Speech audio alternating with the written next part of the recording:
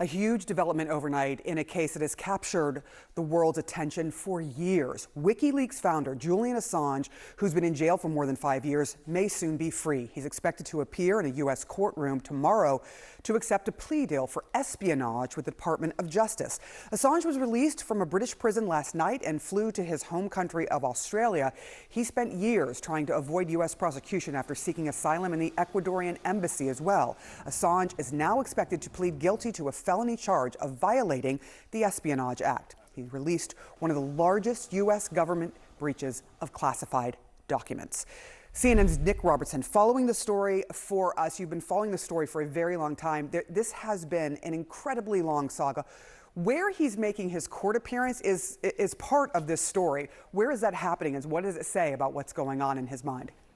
Well, it speaks a lot to Julian Assange's state of mind, the fact that he has an absolute distrust of the U.S. judicial system, that he won't appear in a court in North America to face this one count that he's expected to enter this plea deal on and agree to in exchange for time served in jail. So he is going to be appearing in a U.S. district court in Saipan, which is in that archipelago of islands in the Pacific Ocean, not too far from Guam. He's on his way there now, believed to be somewhere close to Bangkok in the aircraft that took him from the UK late yesterday afternoon.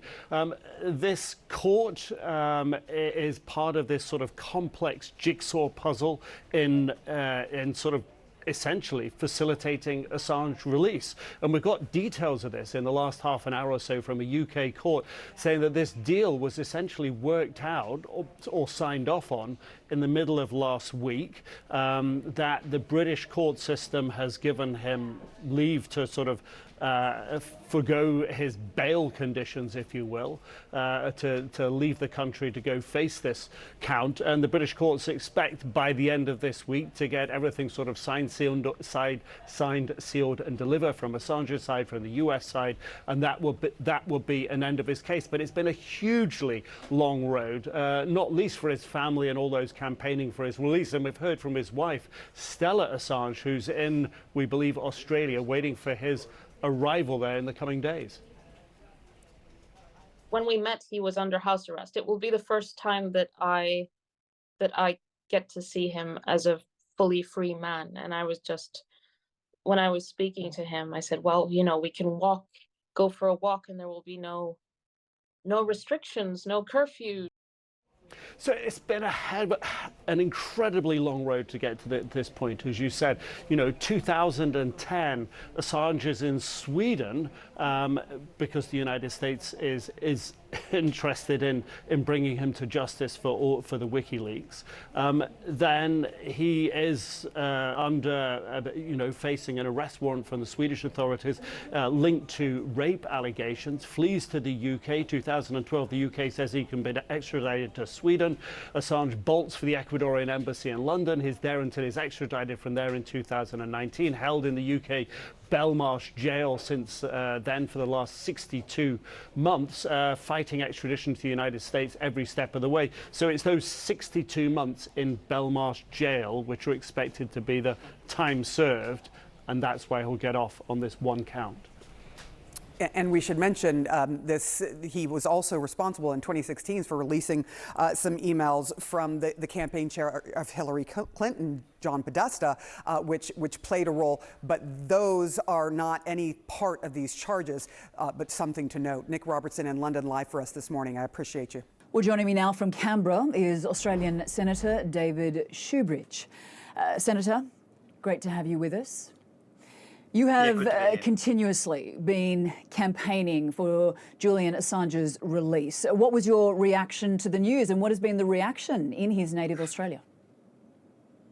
Well, there are millions of Australians with a tear in their eye at the moment that thought that Julian will come home. And I know that was very much the feeling in my office and many of the close supporters of Julian. You know, his brother has been, constantly campaigning. His dad has been constantly campaigning, his wife and his kids.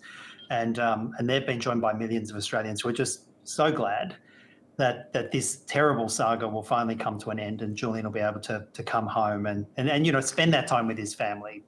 go for a bushwalk, maybe have a barbecue and go to the beach, because he deserves that. His mother said in a statement, this shows the importance and power of quiet diplomacy. Have you spoken to his family?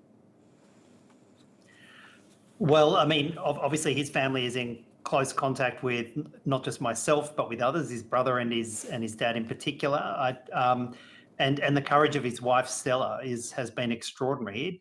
Yes, it is about quiet diplomacy, but I think it's far more about millions of ordinary people across the planet who actually prize truth-telling, who think it's important that governments are held to account, that militaries are held to account, and they rate what WikiLeaks and what Julian Assange has done. Truth-telling can be very inconvenient for people in power, but Julian Assange stands for that principle that a truth can be more powerful than any government. He has managed to wait out the US Department of Justice. I wonder if you have any insights into this plea deal. And do you think it's a case of the Biden administration wanting to put this to bed, a saga that has dragged out for too long, as we heard from the Australian Prime Minister Anthony Albanese?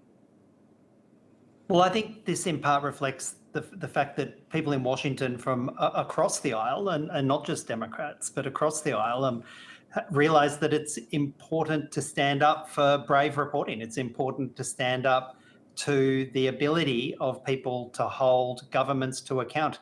As an Australian senator, I never thought it was legitimate that the United States government could seek to prosecute an Australian citizen who was never on US soil for the so-called crime of sharing the secrets of the United States military. What Julian Assange showed was some pretty awful, appalling instances of the United States military in Iraq, in a war which my government was complicit in and also involved in. Incidents like the collateral murder video. I don't believe that it was ever a legitimate act from the United States government to seek to prosecute an Australian citizen who was not on US soil, who had no connection with the United States, for sharing that information. And I am very glad that Julian is finally able to come home.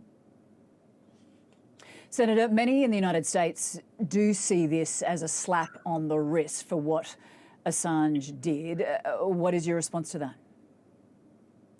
Well, many of the suggestions from the United States security agencies that this put people at risk and put lives at risk have been tested in US courts and found to not have substance. No government should be immune to the critical review of their actions. No government should be able to hide crimes like what we saw in that collateral murder video from global scrutiny and from criticism. Julian Assange is not just one individual. He actually stands for a really important truth, and it's important to the United States democracy like it's important to the Australian democracy.